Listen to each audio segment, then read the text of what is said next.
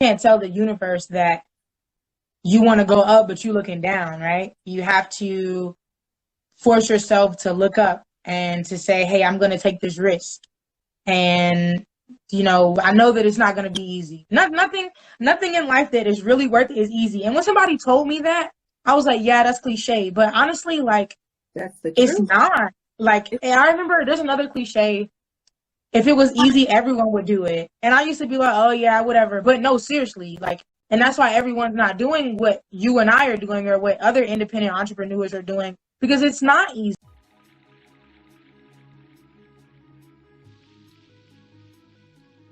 What's up? Hey, what's going on? Yes. How are you? I'm great. It's so nice to meet you. I feel Nice to meet you as well. I don't know if we've ever ran into each other, but it's crazy that you're a musician out here in these streets. And normally I know everybody, but this was a pleasant surprise to come across your page and us connecting and running into each other this way. Definitely. Am I saying your name right, Lenci? Yes. Perfect. Perfect. Okay, awesome. So tonight we're going to have a 30-minute inspiring conversation. Okay. I love to build, learn, inspire, collaborate, and share keys with people in the community that have been really going steady with their craft and purpose. So the first topic of discussion, I want to talk about the artist struggle with you, because that is a grind. I've been doing this. I'm a musician as well, singer-songwriter, and I've been doing this for years. I've stopped counting the years that I've do it. And so I would love to share with the people, you know, our beginnings, what that foundation look like, and some of the struggles and challenges. Do you have any that you would like to bring to the surface tonight? Definitely. I think the biggest challenge that I experience, even on a foundation level, is just like, how comfortable am I with saying certain things in music? And it might be talking about like sex, or talking about like, you know, maybe I'm, you know, me coming from the South and coming from a somewhat conservative family and not, you know, identifying as Christian, you know, certain things that may kind of be triggers for other people. Or, you know, me talking about race and like the plight of being Black and a woman, right? That may make some people uncomfortable. So those are just some foundational things that I've kind of struggled with, and I've learned to kind of level with myself and say, hey, like, this is who I am. And if you're making art and you're trying to be authentic and you're trying to be honest with other people as well as yourself, just say what you have to say. You know, people are going to like it or they're not going to like it. And then there comes a point where you're like, well, if people don't like it, how am I going to make money? How am I going to feed myself? Or how am I going to get a return on my investment? So those are just kind of the things that I'm pretty sure you may have struggled with or dealt with some of those things, you know, yourself. So, you know, that's on a fundamental level, that's it. That's some of the things. I could definitely relate to that. I have this song and it's called Yes, and I'm doing a lot of cussing in it. And so sometimes it's hard to know whether or not it's appropriate to sing that song, but I love singing it, not only because it empowers me when I sing it, because it's about a woman accepting the fact that she is a queen. And, you know, even though there's negativity being thrown at her left and right, you have to say that you have to let people know sometimes that you're not going to accept that. You know, I'm a queen and I will be treated as such. And so that was that song. Yes, that was it. That's what it was about. And so it was something freeing about flaring those cuss words here and there, you know, when I was singing it. It was just like me expressing myself, saying that I'm just not going to take it anymore. I'm not going to take your negativity towards me anymore, you know? So instead of blessing them out, my song was really cursing them out. And so in certain, I guess, venues or environments, that song pops, it rings. It's like, yes, we with you. But then in certain conservative environments, you know, I have to switch up the lyrics a little bit. So I definitely understand what you're saying. Also, I want us to kind of expand on the artist struggle as far as resources too. I actually built an organization called Outlaw Productions, and the the main focus and mission for Outlaw Productions was to raise money and resources and platforms for local artists in the community. Because I realized my journey, I struggled with paying for studio time, paying for travel, paying for equipment. And so I was like, what if I get the community together and raise these funds so that, you know, people that were treading my shoes, or artists that were treading my shoes, they wouldn't have to go through the same type of struggle that I went through, you know? And so that was one of my struggles as far as resources. Do you have anything to add as far as like maybe something similar in your story?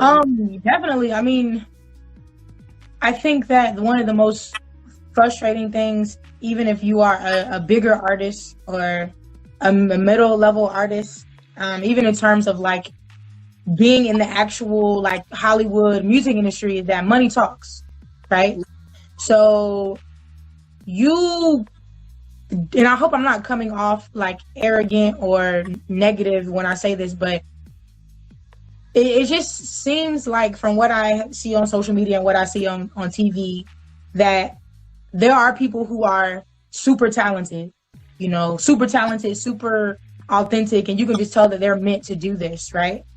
But then there's people who just want to make a hit song or just make money, or they want to get famous, or their intentions are just not in the right place. And I say that subjectively to what I feel like the right place is, right? And it's like, you don't have to have talent to be famous, you know? It's more about money.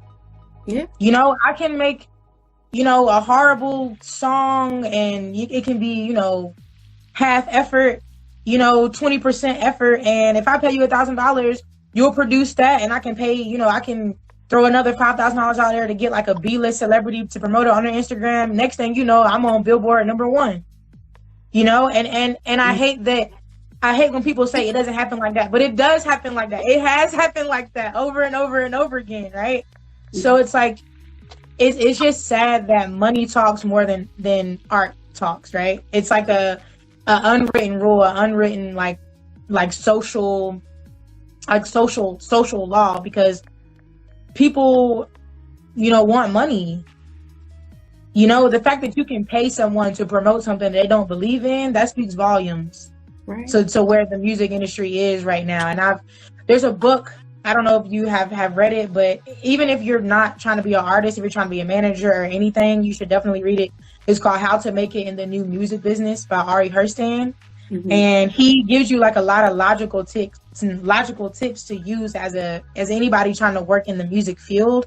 But he also tells you like a little bit of the history of the music industry and how you as an independent artist or an independent entrepreneur don't have resources, and like how it's unfair and how labels are ripping off people and ripping off the public with just feeding you whatever they think is hot right now.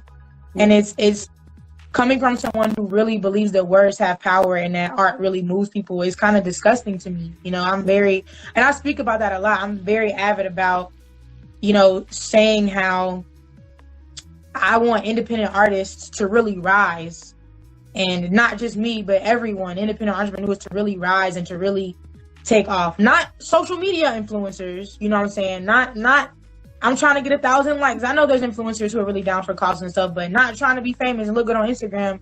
People who really want to do this and influence people, you know, your lyrics don't have to be super conscious. They can just, you know, some of my songs are just really just love songs, just regular love songs, right? But I really love music, you know, and what it can do to people. So that's just one of my kind of like mental struggles. Go ahead. I'm sorry. Yeah, I wanted to say, because I'm glad that you brought up that artists now that are in the music industry, they become cash cows, if that makes sense. And so it's a different perspective than what I would like to bring to the table when we're talking about local artists, or we're talking about street artists, you know what I mean? The underground artists. But I realized that if some of these artists that are really, really good, and I'm talking about the artists that make your soul sing, make your soul cry, make your soul dance, make your soul smile, those artists, if they had the resources available to them, like like somebody in a machine or at a record label, you know what I mean? Then it can get to our ears quicker, you know what I mean? And so that was kind of the reason why I built OLP in the first place, you know? And so I'm glad you said that, because it's really a struggle, you know, as far as resources right now. The next topic of discussion that I want to talk to you about, where do you think your support comes from? How do you think that you are generating the support that you have? Because I watched a few of your videos on your Instagram, and I mean, you were out there killing it. The people were feeling it. You had that energy going. But where do you think that comes from?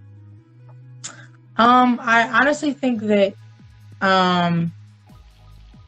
just me growing up and just being nice to people, right? Just even when I was an undergraduate at North Carolina A&T, like I just being nice to people. You never know when you're gonna meet people, you know, just being nice. And I wasn't even, all my life I told myself I was not gonna be a singer. So, you know, this was just, I was after I graduated, I was going through post-grad depression, which is a real thing. I don't let anyone tell me anything different. It is a real thing. And I think that I finally sat down and had a conversation with myself, and I was like, why are you denying yourself what you really want? Be a singer, you know? So that's when I started to do it. And I started to realize that my support was coming from people who were like, hey, I remember when we were in high school and somebody was picking on me and you told them to stop. So I came to your concert, you know, like it was just little messages like that. And I was like, wow, I didn't know that it was that powerful, but just being nice to people and just being genuine. And then the other was kind of like word of mouth, but if that was just more so the show. If we're talking about who is my daily support for music, the people who motivate me to keep going, the people who have bought my merchandise or purchased my song online, that would have to be like Black women and LGBTQ plus Black community. Those two specific demographics have been my strongest support. My almost like my backbone. You know, when there were times when I wanted to quit, these people were very there for me. I mean, Black women have always had my back, you know, regardless. And I'm not saying this to divide anyone, but this is just my core demographic, the people who really support me, who buy things, who retweet everything, who like everything, who share everything. It's just been those two communities. And I can say that I'm fairly proud of that. And I would never want to fix my mouth to say something to disrespect either one of those communities. Right. You know, because that wouldn't be a good investment. And I wouldn't want to disrespect someone in general, but definitely not anyone who has supported me. And I think that I go so hard to be an advocate for Black LGBTQ youth specifically, and that community, but youth specifically, because when I was in my youth and I was struggling, there were people who were, you know, gay and lesbian, who they were just so bold and so proud of who they are. And I was like, how can they be so bold and so proud of who they are when the world is telling them otherwise? And so I have really found that, okay, this is a person who is standing in who they are and they're not afraid of that. So that gave me the courage as a Black woman to, you know, wear my hair wrap and, you know, wear shirts and say I'm Black and I'm proud. And that really influenced me. So, you know, I have, even though I'm not a part of that community, I consider myself an ally. I really have so much respect for those individuals who are willing to risk their lives to say, this is who I am. So that's who my biggest support really comes from.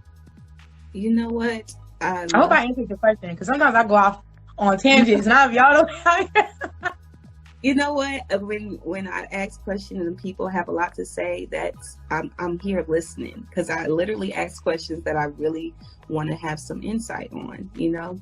And so I'm not going to stop you if you're in it and you're like you're about to say something really powerful, waiting on that powerful. But you have answered these questions very beautifully. Thank you. I did want to say something before I forgot what I was going to say while you were talking. You're fine. That's what I wanted to say. I wanted to say that, you know, you never know who you're going to when you enter certain spaces and environments. Mm-hmm. And for you to always be the type of person to take the opportunity to touch someone or use whatever opportunity is there. You know, somebody, like you said, like within the LGBT community, letting them know how much that inspires you, that they're themselves, you know. Mm-hmm. Just saying that to someone, it gives them another boost of confidence, you know, like, okay, I know I'm doing the right thing by empowering myself or standing up for myself or believing in myself. And so that's very touching to hear from another ear, you know. Mm-hmm. There was a guy that he had posted on his Facebook that it was like a questionnaire that he took, and he was like, this guy is sexy and or cute or handsome and all that other mm-hmm. stuff. And I was like, we know that you are. And he was like, hey man, it's just, it sounds better when somebody else says it to you. And I was like, you know what? It does. Yeah. Yeah. Right. It does. Yeah. So whenever definitely you have the opportunity to tell somebody, hey sister, or hey brother, you know what? You're doing it out here. And I just wanted to let you know, if nobody has told you that today, you are doing it. Mm-hmm. Please keep doing what you're doing, you know? Let's see.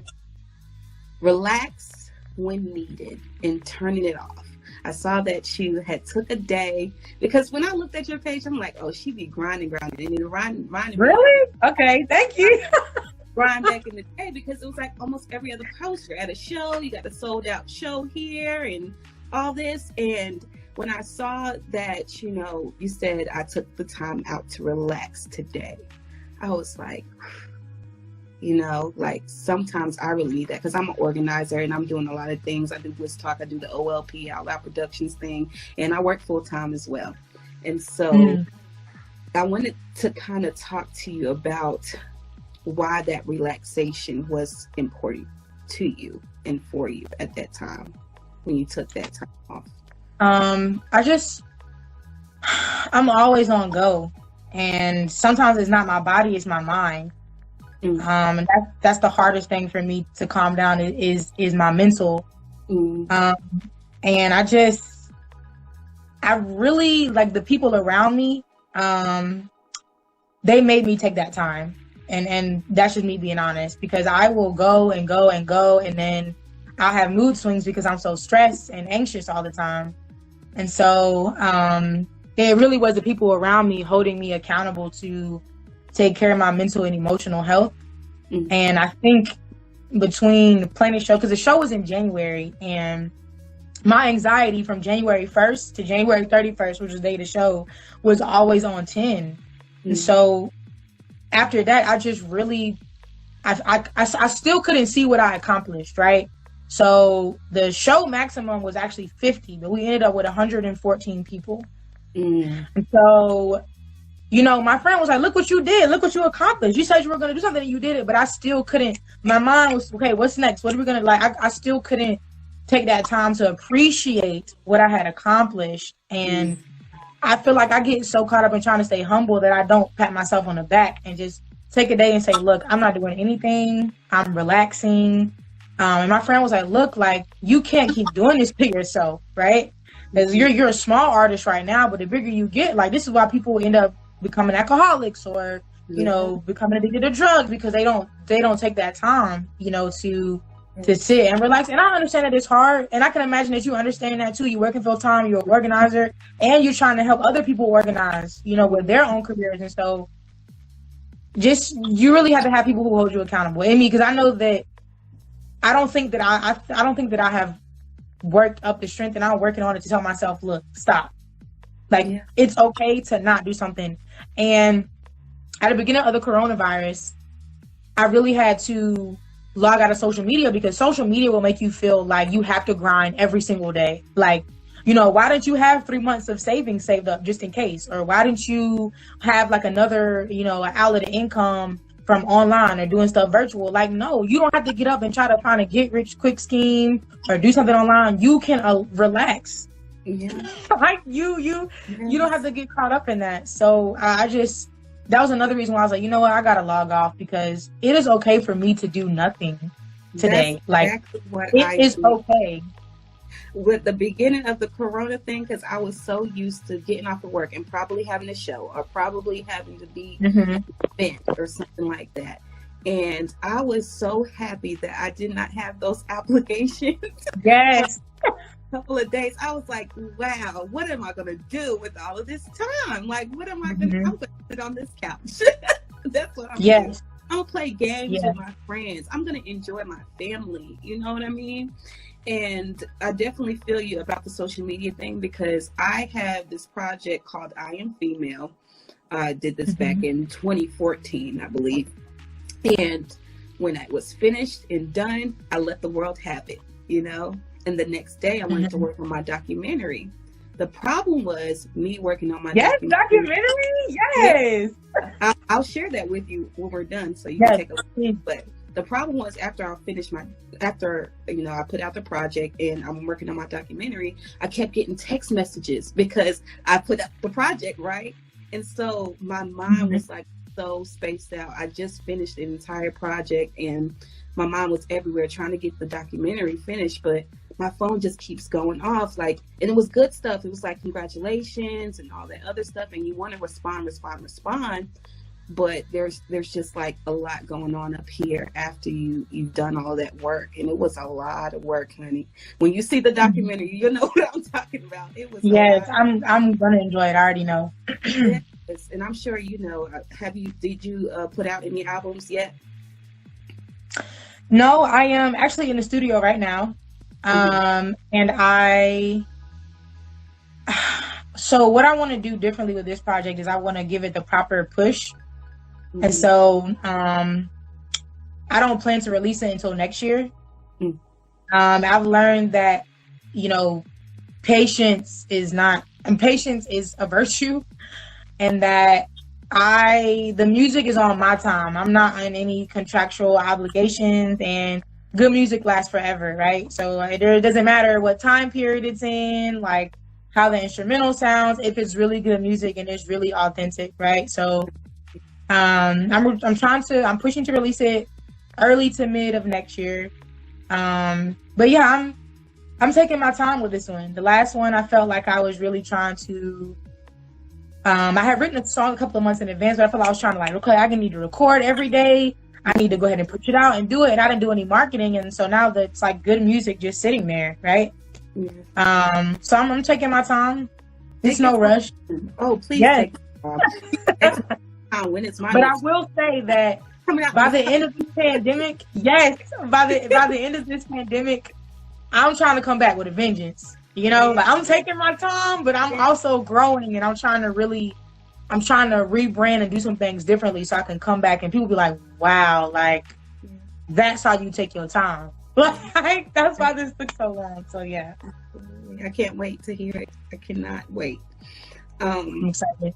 So we got one last thing to talk about. Okay. And you had a caption that said, "Where you look is where you'll go." And I thought that was so beautiful. Can you explain that and expand on it for the people? Yes, because the people want to know. So I just I feel like, you know, if you have your head down and you're looking at the ground, then you're putting your energy there, right? And you can't tell the universe, because that's what I spiritually believe. You can't tell the universe that you want to go up, but you're looking down, right? You have to force yourself to look up and to say, hey, I'm going to take this risk. And, you know, I know that it's not going to be easy. Nothing in life that is really worth it is easy. And when somebody told me that, I was like, yeah, that's cliche. But honestly, like, that's the it's truth. not. Like, and I remember there's another cliche. If it was easy, everyone would do it. And I used to be like, oh, yeah, whatever. But no, seriously, like, and that's why everyone's not doing what you and I are doing or what other independent entrepreneurs are doing, because it's not easy.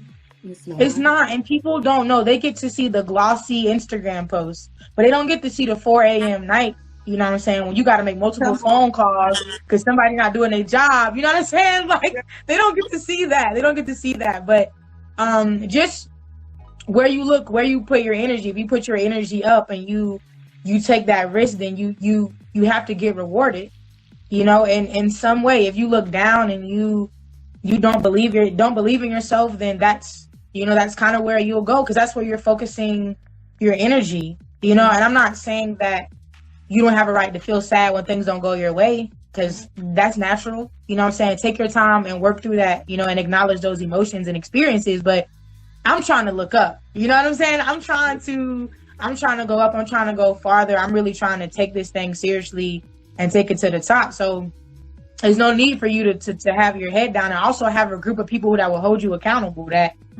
believe in you, and it's not for monetary gain. They really just want to see you grow, you know?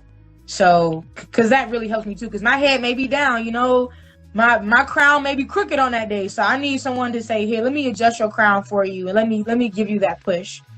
Because one thing that I've learned is that I can't do this by myself. Not completely, you know. So that's really what that meant. I want to speak on that topic as well. When we talk about looking, where you'll look is where you'll go. If we're thinking about past events that might have been embarrassing or something that was traumatizing from the past, I know that stuff is not, we talked about grief and how it's important to grieve, and it's a part of life. But also, I feel like dwelling on that energy can be damaging as well. You have to look at the possibilities rather than what just happened. Does that make sense? Yes. Or that trip that you just made, or that failure, because failure is necessary as well. You have to think about the possibilities that will be there for you and that are waiting for you in your future life, you know. I just recently started my lock journey, like maybe 3 days ago. Like, got the twist. Yes, I was gonna say, I love the twist. I like those. And so I'm about to start mine soon. Give me some time. I'm coming. Yes. Yes, give me some time. Come on. I'm a loose natural right now. I have like twist under here, but I told myself that I was gonna give myself till like December, and I was gonna go in. Go in. Girl, I cannot wait until it gets thick, but I'm pretty much calling this phase or stage in my life where I'm doing my locks, like I'm hearing myself talking and gaining more wisdom. I'm almost finished school, so this phase in my life is wisdom. I'm coming into my wisdom as a 30-year-old Black woman who's a leader, and I'm just gonna, like, as my wisdom grows more, my locks are gonna grow more, you know. Yes. And so in the next couple of years, I'm gonna see how that is parallel with my locks, my long luscious locks when they get there, you know. And so I think it's beautiful that I can think of it that way, for me to have the patience, and then gaining knowledge and being patient with myself, period, you know. So period. Yes. Oh my gosh. Yes. It's been such an amazing conversation, Miss Lenci. Yes. We'll have more. We'll have more. T. Walker told me about you, and he was like, yo, I really think you would have a really great conversation with this girl. And I was like, awesome. He didn't tell me. He probably told me your name, but I forgot. So I've just been saying T. Bliss like this whole time. That's it. But what is your name so I can remember it? And we definitely gotta like network and connect. I'm actually trying to whoever's on the live right now, y'all getting all the exclusive. I'm trying to put together in the far future, but it's good for me to start making ground now. Trying to find other organizers in the community to put together like I don't really know what to name it, but like almost like a recovery concert from all of this. And I'll prefer for it to be in Raleigh, because I have some roots in Raleigh that will make it kind of easier to get resources. I'm not sure where you're stationed at. I'm in Greensboro. Okay, cool. So I'm really trying to do that and have some independent artists, as far as singers, rappers, and spoken word, and then have like people who paint and stuff come and sell their stuff. You know, they don't have to pay for a booth or anything, just trying to really bring people together. So yeah, I'm really trying to work on doing that. So definitely got to network with you on that. But you know, even if you want to just get some coffee, if that's fine too. With that, we can do whatever. Listen, I'm down with collaboration. Yeah. The tag to the Bliss Talk is Black Badge, which stands for Build and Learn and Inspiring, collaborating and sharing. Yes. I'm with the collaboration, but let me know about that, because I would love for my organization OLP to be a part of that somehow. Yeah. Whether it be sponsoring you guys, we can actually post your flyer and try to collect donations for it. You know, anything that we could do to help out with that, because I do believe, like a lot of us artists, we're missing out on some gigs, you know, that was pre-scheduled because of the and in general, people are really going through it because, you know, losing of income. So yeah, recovery concert is definitely something I can get behind. Absolutely. It's been, like I said, a wonderful conversation. If you guys would like to follow me, you can follow me at cbliss_pics. Please take a look at the website, blisstalkshow.life. I do have t-shirts on there for sale that says Bliss Talk right here in the corner. They fly, honey. They real fly. But I'm gonna have to copy me more. You're gonna look. I'm gonna copy me more. Yes. Also, hit that subscribe button on YouTube. If you don't have any change to support what's going on here as far as the Bliss Talk, the subscribe button is free. When you push it, I promise, it won't charge you a thing. Oh, this gonna be on YouTube? Yes, it's gonna be on YouTube. Yes, I'm gonna subscribe. Yes, with the locks. Yes, yes, I love it. Yes, I'm gonna get me a t-shirt. I've been because I know you gotta go. I've been like getting a little bit of extra money coming in. You know, thank you to the North Carolina Department Office of Unemployment. Thank you, because we love to see free money. Like, you know, I've been getting that, and so what I've been doing with it is I've been trying to support Black businesses. Like, I have not been like shopping for myself, but shopping to help other Black business owners. So anything that I've been buying, whether it's soap, candles, t-shirts, you know, even this hair wrap, like I've been trying to just strictly support Black businesses right now. So I'm definitely gonna cop me a shirt. These earrings right now, Mo Remy Creations. She's a Black business owner, and she knits these, like, they're so cute. I love this color. Like, they're my favorite earrings. I'm always wearing them. My homeboy, he has a watch shop. Like, he's selling watches online, an e-commerce store. And so he bought a Bliss Talk shirt, and I turned around and bought one of his watches, and that money circulated. We both got products that we could use. So there's no losses when we support each other. It's only wins. Before we get out of here, though, I want you to let everybody know where we can go and support you. And while you are telling us that, I want, if anybody has a question to ask Lenci before we let her go, please type it in here. So you can go to lencimusic.com, LENCIMUSIC.com. You can find out about me, who I am, what my music is about. You can actually buy my music. I'm having a campaign for my new upcoming EP. You can purchase a song, or if you want to donate like money, you can PayPal on there. Even if you donate $1, your name will be on the cover of the EP. So from $1 to $100, no matter what, your name will be on the cover of the EP. I greatly, greatly, greatly appreciate it. My producer he just jumped on the live and I'm looking at him. Yeah, I'm on Spotify, Apple Music, Tidal, Google Play, YouTube Music, all of that stuff. My artist name is Lenci, Lenci. Who is my favorite producer? My favorite producer is Trey Scarborough. Look at the people look at you. That's my favorite producer.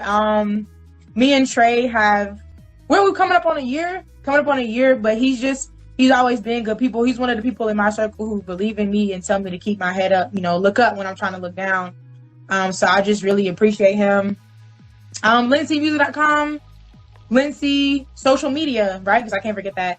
Instagram is LenciPops_1. So LENCIPOPS_1. My Twitter is LenciPops1, no underscore. My YouTube is just Lenci. I think I covered all my bases. So yeah. Yes. You let us know. I appreciate you. I appreciate you. I feel better. Yes, this is I was feeling kind of neutral today, but I feel better now. Like I feel I'm gonna be all right. I feel better. This was chicken noodle soup. It was all of the above. Yes. Inspiring. Yes. I'm gonna support you from here on out. I appreciate you. And bye, producer. Yeah, he just walked out to meet his cousin, but I'll tell him you said bye-bye. Got you. Yeah.